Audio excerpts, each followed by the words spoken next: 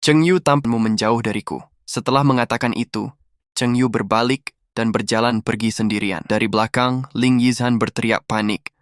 Adik junior, jika kau terus seperti ini, kau akan mati. Namun Cheng Yu tak menghiraukannya, dan dalam sekejap sudah menghilang dari pandangan. Saat itu, dua orang yang berjalan di belakangnya saling berbisik, kapten itu terlalu kasar. Mungkin dia memang jenius di akademi, tapi tidak mungkin seseorang bisa sampai ke Eternal Trial Field hanya dengan level 30.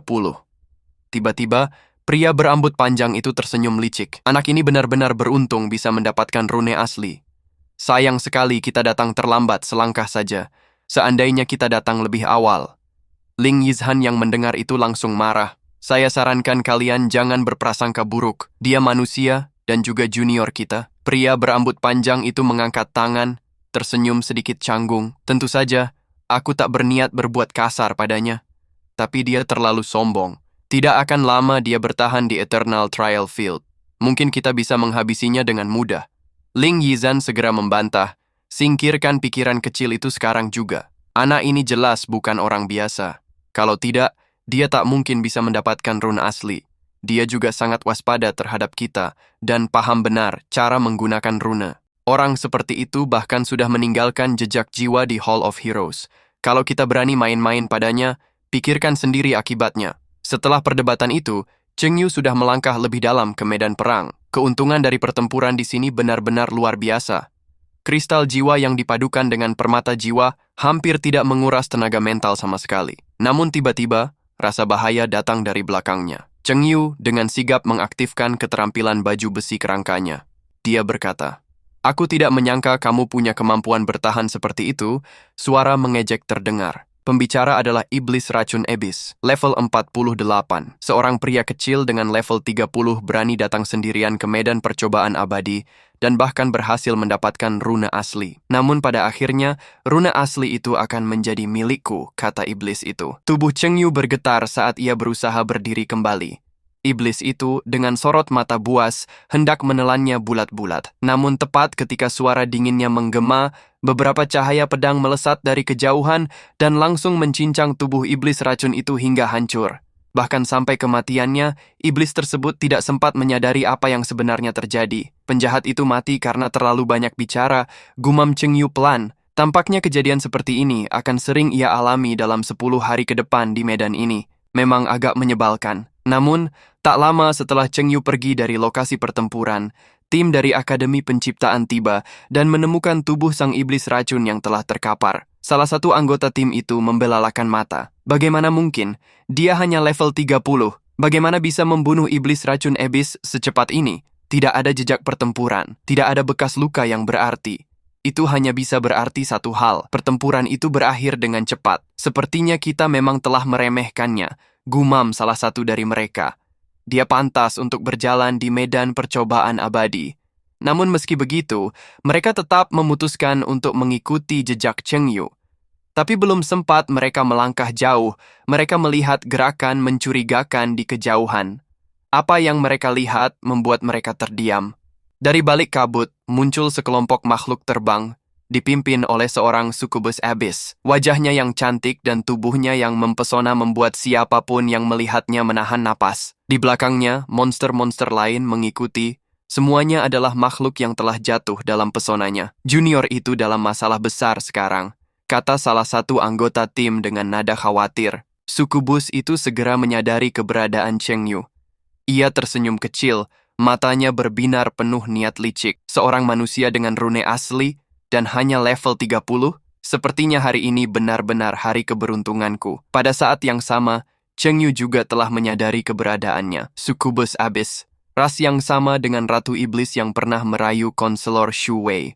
Tanpa sepatah kata pun, Succubus itu langsung mengaktifkan keterampilan pesona. Mampu menggoyahkan jiwa siapapun hanya dengan tatapan mata. Tiba-tiba, cahaya merah yang aneh memancar dari telapak tangan Succubus itu. Tapi Cheng Yu langsung bereaksi cepat. Ia mengaktifkan skill armor kerangka, sebuah kemampuan bertahan luar biasa yang tak hanya mampu menahan serangan fisik, tapi juga sepenuhnya kebal terhadap sihir. Melihat hal itu, Succubus itu langsung berseru penuh ketidakpercayaan. Bagaimana mungkin? Dia hanya manusia level 30, tapi pesonak tak mempan padanya.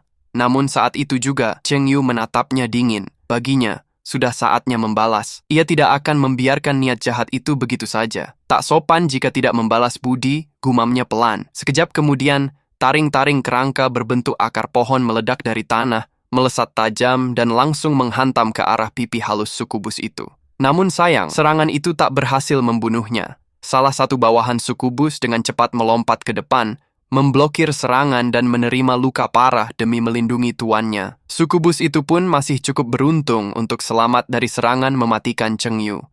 Kini wajah cantiknya berubah drastis. Mata merahnya memancarkan kemarahan dan kebencian mendalam. Dengan suara penuh dendam, dia berteriak lantang, "Masuklah ke neraka manusia." Begitu abis sukubus selesai berbicara, sekelompok iblis muncul dari asap dan debu seperti bukit yang menjulang. Namun, Cheng Yu sama sekali tak menunjukkan tanda panik. Semua pasukan mayat hidupnya langsung dikirim ke medan perang. Para prajurit manusia di sampingnya menekan musuh hingga batas akhir, tetapi Ling Yizhan tampak ragu. Setelah memperoleh rune asli, "Kapten, apakah kita bisa melakukan hal seperti itu?" Ling Yizhan hanya menggeleng pelan, wajahnya serius. "Tidak mungkin," katanya tegas. "Dengan jumlah iblis sebanyak itu dan didukung oleh sukubus, bahkan jika kita bisa menang, itu pun akan jadi pertempuran yang sangat sengit. Kita tidak akan pernah bisa meniru apa yang dia lakukan." Seorang anggota lain tiba-tiba bersuara lirih. "Kapten, menurutmu, mungkinkah dia juga yang menumpas sarang serangga pemakan jiwa sebelumnya?" Mendengar pertanyaan itu, wajah Ling Yizhan langsung memucat dan keringat dingin mulai mengalir di pelipisnya. Kalau memang benar begitu, maka kekuatan bocah itu sudah melampaui nalar. Untung saja kita tidak pernah berniat memusuhinya. Ia menghela napas pelan, lalu berkata, "Bagi siapapun yang masih tertarik mengejar rune asli, silakan ikut denganku. Aku ingin melihat bagaimana dia akan melewati hari-hari berikutnya." Namun, sebelum mereka sempat melangkah lebih jauh, sebuah bayangan hitam melintas di belakang mereka. Sosok itu muncul tanpa suara dan ternyata itu adalah Cheng Yu sendiri. "Apakah dia memang sengaja menunggu kita?" bisik salah satu dari mereka dengan gugup. Tapi Cheng Yu hanya melirik mereka dengan pandangan acuh tak acuh, lalu berjalan pelan ke arah Ling Yizhan. "Senior," ucapnya tenang, "tolong beritahu aku bagaimana caranya menuju ke area pusat ruang atas." Ling Yizhan menatapnya sejenak, lalu tanpa berkata apa-apa, ia mengangkat tangannya dan menunjuk ke arah samping. Cheng Yu mengangguk ringan dan mengucapkan terima kasih sebelum berbalik meninggalkan tempat itu. Namun, kepergiannya meninggalkan kesan mendalam, membuat mereka yang menyaksikannya merasa gentar. Ia baru berada di level 30, tapi aura yang dipancarkannya seolah tak bisa dijangkau oleh logika. Anggota tim Ling Yizhan masih saling bertukar pandang, penuh kebingungan. "Kapten, kita kan tidak mengambil rune asli. Kenapa kita terus mengikutinya?" tanya salah satu dari mereka. Ling Yizhan hanya tersenyum tipis. "Karena aku ingin menyaksikan sejarah terbentuk di depan mataku," jawabnya pelan. Hari-hari pun berlalu, dan pasukan Cheng Yu mengalami banyak pertempuran. Dalam salah satu pertempuran, mereka berhasil menaklukkan iblis beracun yang bersembunyi dalam kegelapan. Tanpa terasa, waktu pun tiba di hari ketiga, dan lencana militer Cheng Yu telah mencapai tingkat kolonel, menandakan pencapaian luar biasa. Tak disangka, perburuan rune asli ini justru membuat Cheng Yu menyapu bersih banyak prestasi. Namun, ada satu hal yang terasa ganjil. Hari itu terlalu sunyi, tidak ada gangguan, tidak ada tanda-tanda iblis. Tapi Ling Yizhan belakangan ini diam-diam mengikuti Cheng Yu, mulai merasa gelisah. "Kapten, coba lihat ke depan," katanya sambil menunjuk ke arah kejauhan. "Ada bayangan hitam besar.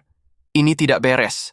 Ling Yizhan segera berseru lantang, "Kalian cepat pergi! Dan kau, adik junior, segera tinggalkan tempat ini!" Namun sebelum siapapun sempat bereaksi lebih jauh, bayangan hitam itu tiba-tiba menerobos keluar dari balik pepohonan.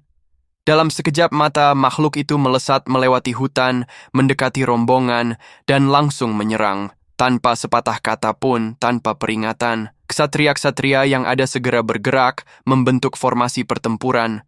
Serangan balik dilancarkan dalam tempo cepat. Dan ketika bayangan itu akhirnya menampakkan wujud aslinya, semua orang membeku. Seekor dewa naga, raksasa yang hanya muncul dalam legenda, mengaum mengguncang tanah. Dalam satu hembusan nafasnya, monster yang baru saja menyerang mereka terbelah dua dan jatuh tak bernyawa. Cheng Yu menatap makhluk kolosal itu dengan mata membelalak. Sungguh, Ini mungkin monster terkuat yang pernah kulihat, pikirnya. Apa kita benar-benar akan mati di sini? Kenapa kita bisa bertemu Dewa Naga di tempat seperti ini?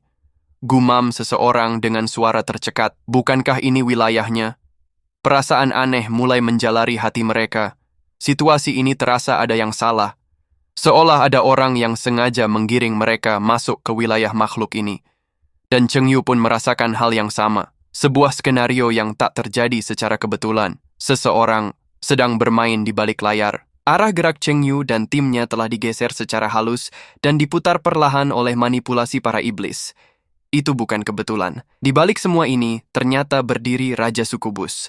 Raja Sukubus tersenyum puas. Tentu saja, orang itu sudah masuk ke wilayah Dewa Naga yang menyentuh bumi. Kali ini, dia pasti mati. Dia menyeringai dingin. Bagus sekali kerjamu, Alice. Kau memang jenius paling berbakat dari generasi kali ini. Tapi jika kau mati dalam pertempuran ini, meskipun suatu hari nanti bisa dibangkitkan, kau takkan pernah menjadi ancaman lagi. Raja Sukubus menyusun rencananya dengan presisi. Setelah kematian Cheng Yu, Dewa Naga akan kembali tertidur. Saat itulah mereka akan menyelinap masuk dan merebut rune asli. Tapi ingat, bisiknya kepada anak buahnya. Jangan menyentuh rune itu secara langsung. Dewa Naga ini bukan makhluk biasa. Ia adalah harta yang mengerikan di medan percobaan abadi. Biasanya ia tidur lelap. Hanya bangun saat lapar atau jika ada yang masuk terlalu dekat. Bukan hanya tubuhnya yang besar, atribut 4 dimensinya juga sangat mengerikan. Namun di tempat lain, reaksi Cheng Yu justru berbeda. Tatkala bayangan mengerikan sang Dewa Naga menjulang di hadapannya, senyuman samar justru muncul di wajahnya. Senyuman yang membuat darah membeku. Melihat bahwa Cheng Yu tidak mundur selangkah pun, Ling Yizhan mendadak panik. Junior, kau gila. Apa kau benar-benar berniat melawan Dewa Naga yang baru bangun? Namun sebelum bisa berkata lebih jauh, para anggota tim lainnya justru bergerak, berdiri di depan Cheng Yu dengan perisai terangkat. Kalau kau benar-benar mau melawan, Junior, kami akan membantumu. Seru mereka, tapi Cheng Yu hanya mengangkat satu tangan, memberi isyarat agar mereka mundur. Suaranya tenang namun tegas, menjauhlah, semakin jauh semakin baik. Kebingungan masih menggantung, namun semua orang mulai mundur perlahan. Mereka tahu ketika Cheng Yu bersikap seperti itu, maka dia benar-benar serius. Namun pada saat itulah, Dewa Naga melompat. Lompatan yang mengguncang bumi. Dengan satu kibasan cakar raksasanya, ia menghantam Cheng Yu secara langsung. Baju zirah kerangka Cheng Yu hancur berantakan. Angin pukulan yang tercipta membuat Ling Yizhan dan yang lainnya terhempas seketika, berguling di tanah seperti boneka. Namun dari balik debu dan puing, sosok itu masih berdiri. Perlahan, Cheng Yu mengangkat tangan kanannya. Tiba-tiba, langit terdistorsi, dan dari udara yang semula kosong, muncul pasukan mayat hidup yang begitu padat hingga menutupi medan pertempuran. Pemandangan itu membuat Ling Yizhan membelalak tak percaya. Apa? Dari mana datangnya pasukan sebanyak ini? Gumamnya terpaku. Namun, sebelum ada yang sempat bereaksi, Cheng Yu telah bergerak. Dengan tenang, dia mengaktifkan keterampilan rantai jiwa, sebuah sihir terlarang yang menghubungkan kehidupan dan kematian. Dalam sekejap, rantai-rantai gelap melesat dari tanah dan udara, membelit tubuh Dewa Naga dengan kekuatan supranatural. Mundur! Seru Cheng Yu kepada Ling Yizhan dan rekan-rekannya. Mereka segera berlindung di balik reruntuhan saat pertarungan besar pun dimulai. Pasukan kerangka itu langsung menyerbu. Dengan senjata usang namun penuh kutukan, mereka menyerang tubuh raksasa Dewa Naga dalam kilatan gerakan. Cakar, tombak, pedang, dan bahkan tangan kosong menghantam tanpa henti. Tiba-tiba, raungan mengguncang langit. Dewa Naga meraung dengan kekuatan yang menghancurkan jiwa, dan dalam sekejap, rantai-rantai di tubuhnya terputus satu persatu. Energi yang dilepaskannya begitu kuat, hingga puluhan prajurit kerangka langsung hancur menjadi abu. Namun Cheng Yu tidak gentar. Melihat pasukannya mulai melemah, jenderal mayat hidup yang berdiri di sampingnya mengangkat tongkat tulangnya dan segera melancarkan keterampilan penyembuhan legiun. Cahaya kehijauan berpendar dari tanah, menghidupkan kembali dan memperkuat barisan yang runtuh. Pada saat yang sama, Cheng Yu menyalakan sihir api jiwa. Api biru yang membakar tanpa nyala, namun menyiksa tanpa henti. Rasakan penderitaan 10.000 arwah yang terikat dalam api ini, ucap Cheng Yu. Suaranya terdengar di seluruh medan. Api itu menyebar seperti wabah, melahap tubuh Dewa Naga. para prajurit kerangka yang tersisa menusuk dan menebas dengan penuh kegigihan. Namun, meski luka-lukanya mulai bertambah, Dewa Naga yang tetap berdiri. Dengan satu hentakan tubuh, makhluk itu mengguncang bumi, dan lusinan kerangka kembali terhempas dan hancur. Lalu ia membuka mulut raksasanya, mengeluarkan napas beracun yang menggetarkan medan, dan menatap langsung ke arah Cheng Yu. Cheng Yu menggertakkan giginya. Dia tahu satu hal, levelnya masih terlalu rendah untuk benar-benar mengalahkan makhluk sebesar ini dalam waktu singkat. Namun dia punya keunggulan lain. Kekuatan mentalnya nyaris tak tergoyahkan, dan sihirnya belum menunjukkan tanda-tanda melemah. Kalau begitu, bisiknya sambil menatap balik sang naga, kita lihat saja siapa yang akan tertawa terakhir.